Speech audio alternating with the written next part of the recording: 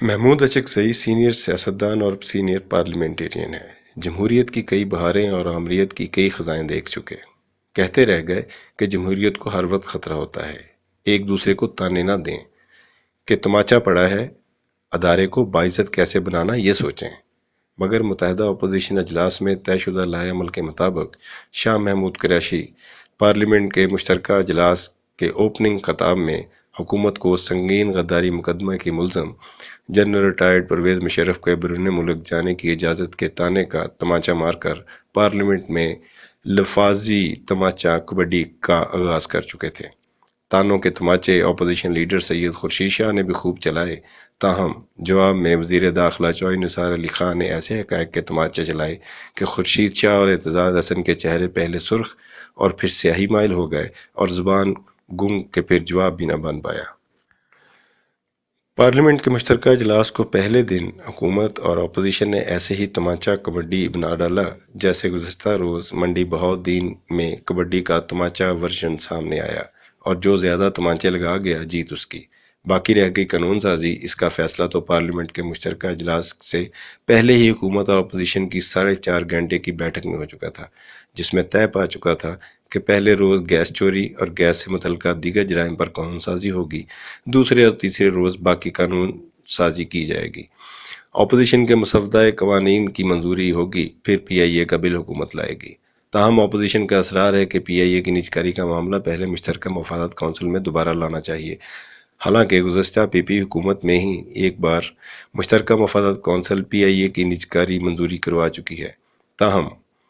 Opposition کا کہنا ہے کہ مشترکہ کونسل کے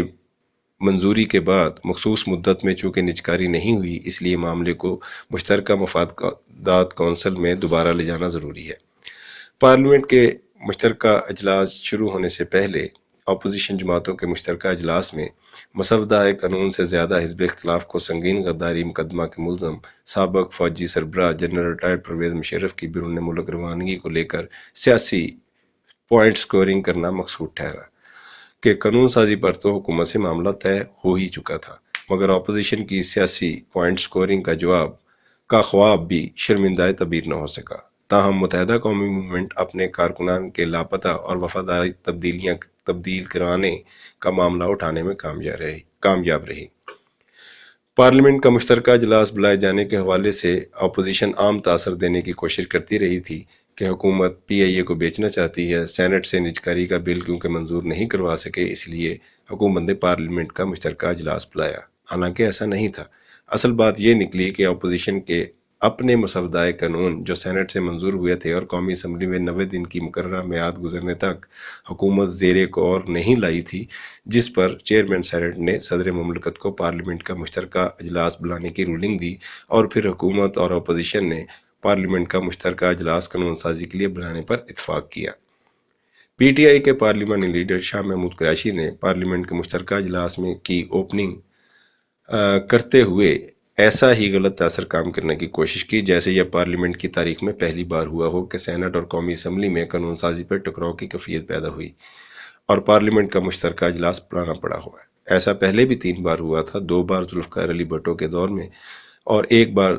زرداری کی زیر قیادت پیپلز پارٹی کے سابقہ دور حکومت میں قانون سازی کے لیے پارلیمنٹ کے مشترکہ اجلاس بلائے جا چکے ہیں۔ خیر، اسحاق ڈار نے یہ ریکارڈ کی درستگی کر دی تو اپوزیشن لیڈر سید خورشید شاہ کو بھی تسلیم خم کرنا پڑا۔ اسحاق ڈار کا جواب پارلیمنٹ کے مشترکہ اجلاس میں اوپننگ کھلاڑی شاہ محمود قریشی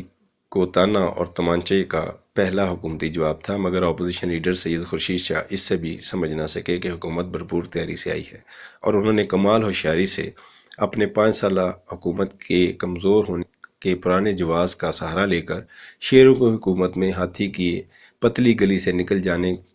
کے تانے کا تمانچہ حکومت پر اچھال دیا، یہ کہتے ہوئے کہ سابق فوجی صدر پرویز مشرف آکسیجن لگائے ہسپتال میں پڑے تھے اور حکومت سے آزادی ملتے ہی دبئی میں سگار کے کش لگا کر سیاسی سرگرمیاں کر کے محسن حکومت کا بھی لحاظ نہیں کیا۔